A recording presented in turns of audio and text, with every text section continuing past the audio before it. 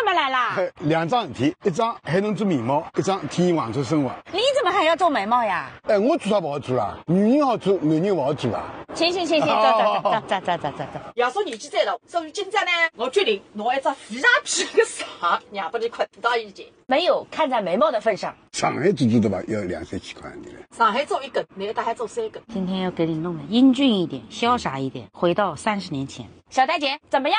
服帖！我现在当到四川镇上去吃早饭，三人记开阳馄饨，富山三龙。好吃不啦？我当年认得到现在，几辰光让你失望过？你凭良心讲，哎哟，没。你看来的所有的物事侪是现做的。吃三龙，我的再错的生命，你才分正宗上海人，苏北来的，浦东亚人。我现在都吃三馄饨的，阿是个？